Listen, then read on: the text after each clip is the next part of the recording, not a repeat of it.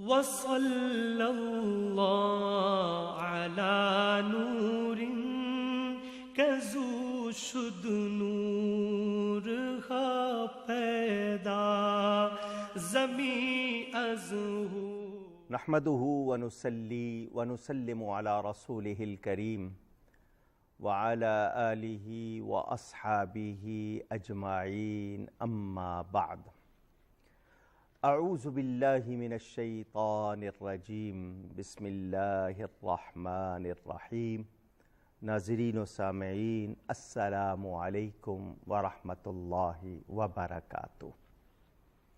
معجزے میرے پیارے نبی صلی اللہ علیہ وآلہ وسلم کے۔ رسول پاک صلی اللہ علیہ وسلم کو اللہ تعالی نے سراپا حسن و کمال، فضل و جمال، خوبیوں والا بنایا۔ ان کے مبارک ہاتھوں کو اللہ تعالی اپنا ہاتھ فرماتا ہے۔ آپ نے ان کی باتیں سنی، آئیے اور سنتے ہیں اس حوالے سے۔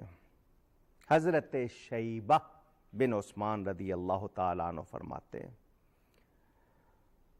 جب حضور صلی اللہ علیہ وسلم فتح مکہ کے بعد حوازن سے جنگ کے ارادے سے نکلے تو میں نے اپنے دل میں کہا کہ انتقام کا، بدلے کا بہت اچھا موقع ہے۔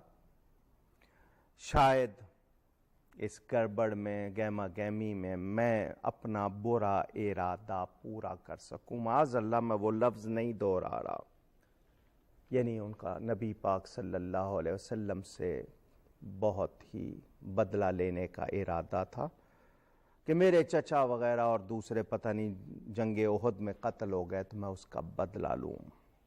اس وقت میرے خیالات ایسے تھے کہ تمام عرب و عجم یعنی پوری دنیا اگر وہ بھی نبی پاک صلی اللہ علیہ وسلم کے غلام بن جائے تو میں پھر بھی ان کی غلامی قبول نہیں کروں گا، بلکہ میری دشمنی بڑھے گی۔ یعنی نبی پاک صلی اللہ علیہ وسلم کا اس وقت وہ سخت ترین دشمن تھا اور اس کے اندر دشمنی بھری ہوئی تھی۔ وہ کہتے ہیں میدان جنگ میں جب بہت زیادہ گھمسان کی کیفیت ہوئی تو حضور نبی کریم صلی اللہ علیہ وسلم پیدل ہو گئے، تو میں اس وقت بالکل قریب تھا، یعنی زیادہ فاصلہ نہیں تھا، اور میرے لیے بڑا اچھا موقع تھا کہ میں تلوار کا وار کر لوں۔ وہ کہتے ہیں یکا یک جیسے بجلی نہیں کونتی ہے، ایک شعلہ آگ کا میری طرف آیا جس نے میری آنکھیں چکا چوند کر دیں۔ مجھے کچھ اور نظر ہی نہیں آیا، کچھ نہ سوجا۔ میں نے بے اختیار اپنی آنکھوں پر اپنا ہاتھ رکھ لیا۔ نبی پاک صلی اللہ علیہ وسلم مجھے دیکھ رہے تھے، مسکراتے ہوئے فرمایا شیبہ میرے قریب آ جاؤ۔ جب میں قریب ہوا، کیونکہ اس وقت آنکھوں کی وہ کیفیت تھی، حضور صلی اللہ علیہ وسلم نے 3 مرتبہ اپنا مبارک ہاتھ میرے سینے پہ مارا۔ وہی تھپکی کا انداز، بہت زور سے نہیں ہے کہ جیسے مارا جا رہا، تھپکی کا انداز 3 مرتبہ۔ وہ کہتے ہیں نبی پاک صلی اللہ علیہ وسلم جن کے لیے میرے اندر بغض، دشمنی، کیا کچھ بھرا ہوا تھا، ہاتھ لگنے کی دیر تھی، مجھے اتنی محبت ہو گئی رسول اللہ صلی اللہ علیہ وسلم سے کہ اس سے زیادہ محبت کا تصور بھی نہیں کیا جا سکتا۔ مجھے حضور صلی اللہ علیہ وسلم نے فرمایا جاؤ آگے بڑھو، جہاد کرو، تو میں نے تلوار چلانا شروع کر دی، اور اس وقت میری حالت یہ تھی کہ کسی طرف سے کوئی تیر، کوئی تلوار، کوئی وار نبی تک نہ پہنچنے پائے، بلکہ جو ان کی طرف بڑھے پہلے مجھے مارے۔ کہاں وہ خود برا ارادہ رکھتے تھے، کہاں اب یہ کیفیت۔ غرض جنگ ختم ہو گئی، میں اس وقت تک جہاد کرتا رہا۔ وہاں پھر ہم لوگ اکٹھے ہوئے، میں نے دیکھا نبی پاک صلی اللہ علیہ وسلم کے مبارک چہرے پر مسرت۔ جب نبی پاک صلی اللہ علیہ وسلم تبسم فرماتے تھے، مسکراتے تھے، نور اور زیادہ، ایک تو دانت مبارک سے نور نکلتا تھا، چہرہ تو تھا ہی نور، اور زیادہ اس میں دیکھنے والوں کے لیے عید ہوتی۔ فرمایا شیبہ اللہ نے تمہارے لیے جو ارادہ فرمایا وہ اس سے بہتر جو تو نے اپنے لیے ارادہ کیا تھا، یعنی تمہارا ارادہ تمہارے لیے جو تھا اللہ نے تمہارے لیے اس سے بہتر ارادہ فرمایا۔ پھر میرے اندر جو باتیں تھیں جو دنیا میں نے کسی کو بھی نہیں بتائی تھیں، حضور صلی اللہ علیہ وسلم نے وہ ساری دہرائیں۔ یہی کہنا چاہتے تھے نا، یہی سوچتے تھے نا۔ پھر میں نے توحید و رسالت کی گواہی دی، عرض کی حضور میرے لیے بخشش کی دعا فرما دیں۔ میرے آقا کریم نے صرف یہی نہیں فرمایا کہ ضرور دعا کروں گا، فرمایا جاؤ اللہ نے تمہیں بخش دیا۔ ایک شخص اپنے اندر دشمنی کا الاؤ بھڑکائے ہوئے ہے، کیفیت یہ ہے کہ وہ یہ کہنا چاہتا ہے کہ دنیا کا کوئی شخص میرے ارادے کو نہیں بدل سکتا، بلکہ تمام دنیا ان کی طرف ہو جائے میں تب بھی اسی طرح۔ صرف ہاتھ رکھا ہے، دنیا بدل گئی، ساری نفرت محبت میں بدل گئی۔ وہ جو جان لینا چاہتا ہے وہ جان سپار اور جان نثار بن گیا۔ بتائیے اس معجزے کے بعد آپ نبی پاک صلی اللہ علیہ وآلہ وسلم کے بارے میں کیا کہیں گے؟ اب جو شرح کرنے والے ہیں وہ کہتے ہیں 3 مرتبہ کیوں ہاتھ مارا اس کے سینے پہ؟ وہ کہتے ہیں پہلی مرتبہ یوں معلوم ہوتا ہے کہ اس کے سینے پہ ضرب لگا کر کفر نکالا، دوسری سے ایمان داخل کر دیا، اور تیسری سے محبت بھر دی، اس کے سینے کو محبت کا خزینہ بنا دیا۔ کیونکہ نبی پاک صلی اللہ علیہ وسلم کی محبت کسی بد عقیدہ کے دل میں کبھی جاگزیں نہیں ہو سکتی، اس کے لیے پاک سینہ چاہیے، ایمان چاہیے، صفائی چاہیے۔ تو جن سینوں میں عشق رسول کا مدینہ ہے انہیں چاہیے کہ شکر کیا کریں اور اس کا خیال رکھا کریں۔ حضور اکرم صلی اللہ علیہ وآلہ وسلم کے حوالے سے آپ نے یہ سنا، حضرت عثمان بن ابی العاص رضی اللہ تعالیٰ، وہ کہتے ہیں میں نے نبی پاک صلی اللہ علیہ وسلم سے عرض کی کہ مجھے قرآن کریم یاد نہیں رہتا۔ یاد رکھنا چاہتا ہوں، جس کو ہمارے ہاں حفظ کرنا کہتے ہیں نا، حالانکہ حافظ تو اللہ تعالیٰ یاد کرتے ہیں ہم۔ تو حضور صلی اللہ علیہ وسلم نے فرمایا اس کا سبب ایک شیطان ہے جس کو خنزب یا خنزب کہتے ہیں۔ پھر فرمایا میرے قریب آؤ، وہ کہتے ہیں میں قریب ہوا تو حضور صلی اللہ علیہ وسلم نے اپنا ہاتھ میرے سینے پہ رکھا، میں نے اس کا اثر ٹھنڈک کی صورت میں اپنے اندر محسوس کیا۔ پھر آپ نے فرمایا اے شیطان اخرج یا شیطان من صدر عثمان، اے شیطان عثمان کے سینے سے نکل جا۔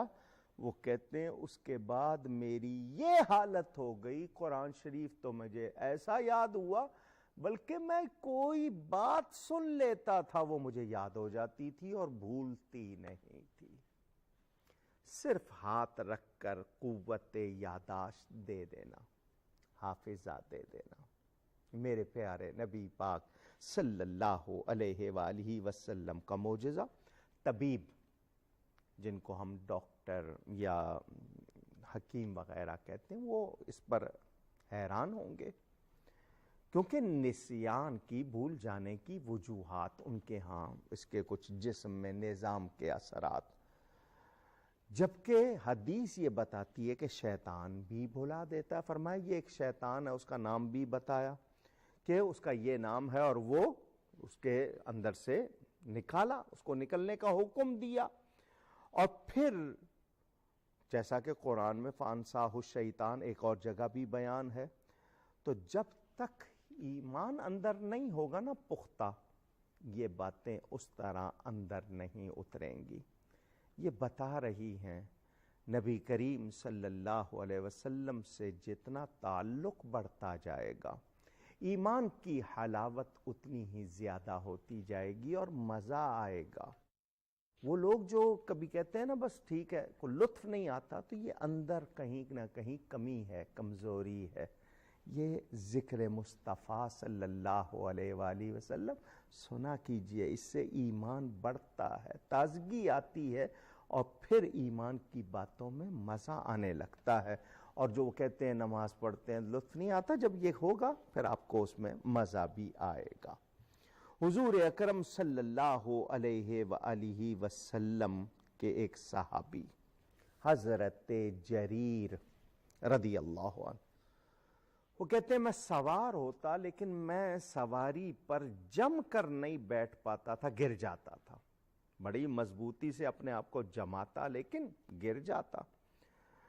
کئی مرتبہ ایسا ہوا، چوٹیں بھی لگتی اور پھر شرمندگی بھی ہوتی کہ بیٹھتا ہوں لوگ کہیں گے کیسا جوان ہے گر جاتا ہے۔ وہ کہتے ہیں میں نبی کریم صلی اللہ علیہ وسلم کی بارگاہ میں آیا اور اپنا یہ حال بیان کیا۔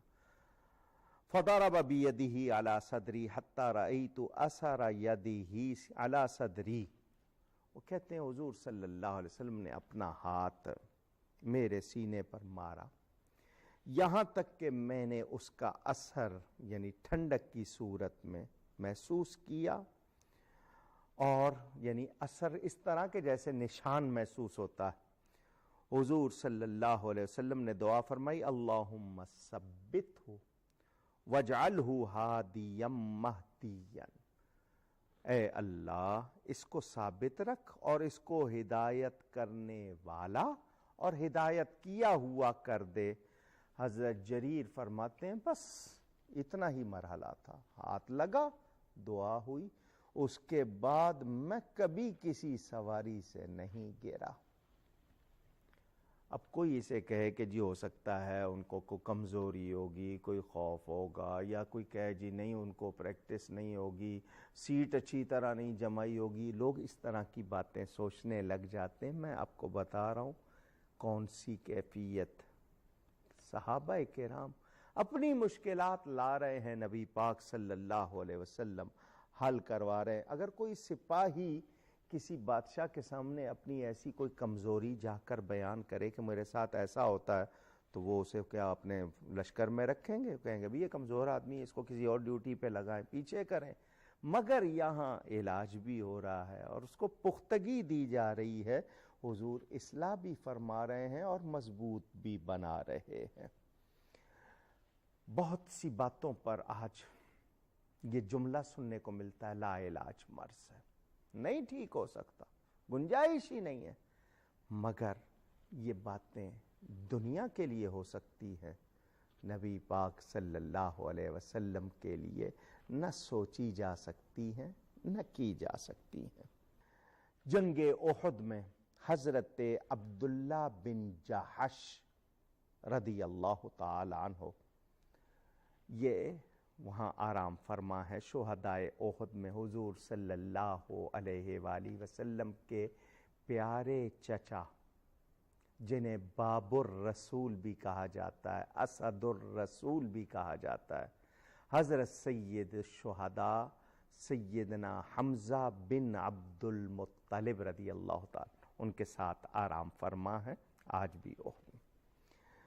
جنگ احد میں یہ تھے، تلوار ٹوٹ گئی، حضور صلی اللہ علیہ وسلم نے ان کو کھجور کی ایک شاخ، دوسری لکڑی کے لیے تو آپ کہہ لیں گے شاید تھوڑی سی سختی ہے، کھجور کی شاخ کیسی ہوتی ہے آپ کو کچھ اندازہ ہوگا، وہ عطا فرما دی۔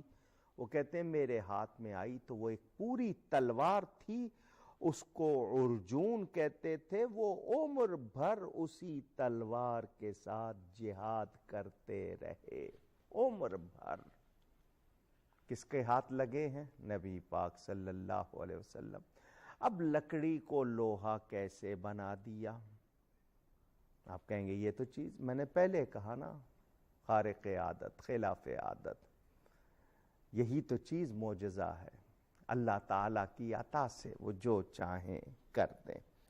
حضرت قتادہ بن نعمان یہ حوالے سے بات موجود ہے،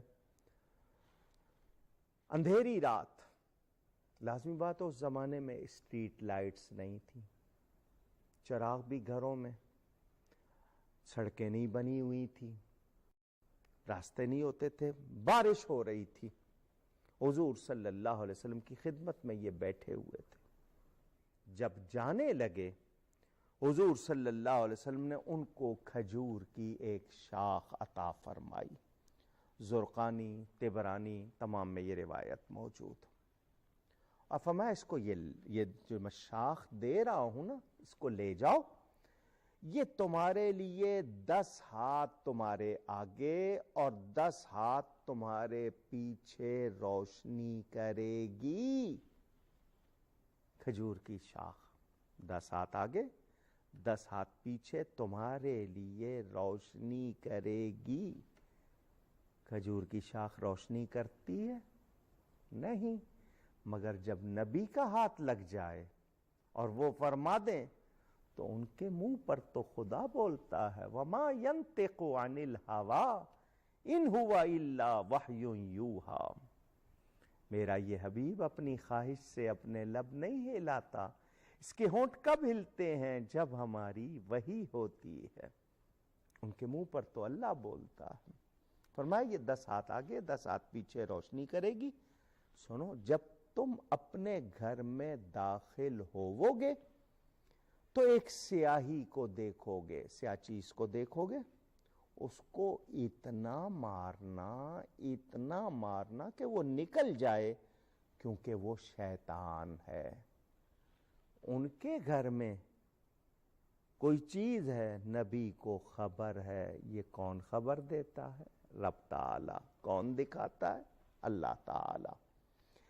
آپ سیٹلائٹ لگا دیں، اس سیٹلائٹ کی جتنی رینج ہو، مواصلاتی سیارہ وہ دیکھتا ہے نا، کیمرے آج کل جو بنے ہوئے ہیں، جتنی رینج ہوگی وہ دیکھے گا. یہ انسانی عقل کا کرشمہ. آپ اس کو میلوں میں کر دیں، جتنے بڑے رقبے پہ کر دیں، وہ دیکھے گا جتنا آپ کا اس کا رینج ہوگا. مادیات بتا رہی ہے.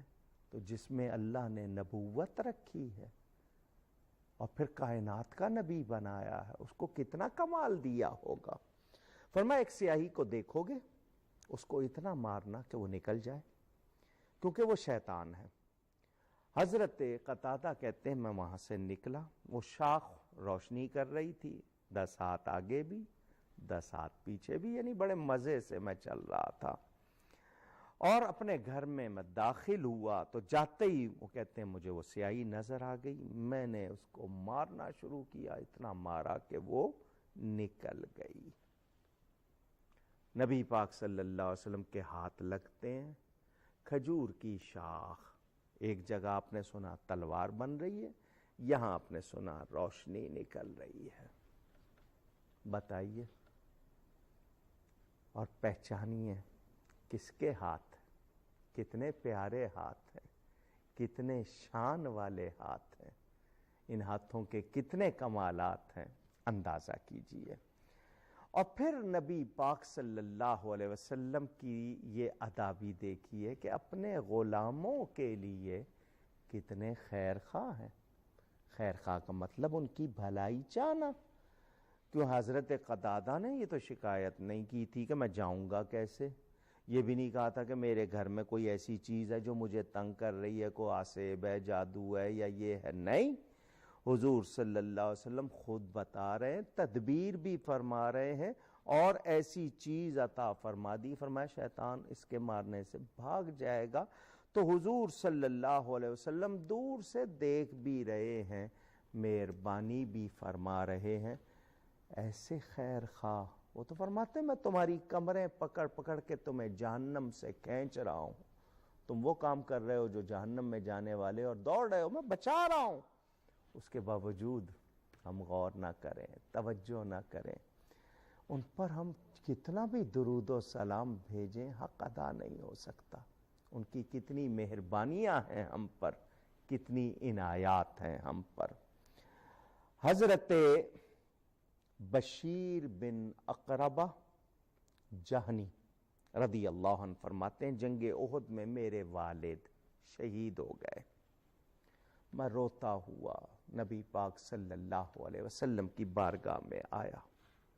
فرمایا کیوں روتے ہو؟ کیا تم اس بات پر راضی نہیں کہ تمہارا باپ میں ہو جاؤں؟ اور اپنی زوجہ محترمہ حضرت سیدہ عائشہ صدیقہ کا نام لے کے کہا کہ وہ تمہاری ماں ہو جائے۔ پھر حضور نے میرے سر پر اپنا دست شفقت پھیرا۔ وہ کہتے ہیں جہاں حضور کا ہاتھ لگا میں بوڑھا ہو گیا، بال میرے سیاہ رہے، باقی سارا بدن پہ بڑھاپے کا اثر، میری زبان میں گرا تھی، بات کلیئر نہیں کر سکتا تھا، وہ بھی ٹھیک ہو گئی۔ فرمایا تمہارا نام کیا ہے؟ میں نے کہا بجیر۔ فرمایا نہیں تم بشیر ہو۔ حضور صلی اللہ علیہ وسلم کا ہاتھ لگنے کی برکت میرے غم بھی چلے گئے، میری لکنت جو تھی وہ بھی ٹھیک، ہکلاتا تھا وہ بھی ٹھیک ہو گیا، اور مجھے تر و تازگی بھی مل گئی اور نسبت۔ فرمایا تم میرے بچے ہو، کتنی مہربانیاں۔ یہ بیان جاری ہے، ان کے ہاتھوں کی برکت۔ بہت سے واقعات آئندہ نشست میں سناؤں گا۔ گفتگو میں کہیں کوئی غلطی ہوئی ہو اللہ کی بارگاہ میں توبہ کرتا ہوں۔ والسلام علیکم ورحمۃ اللہ وبرکاتہ۔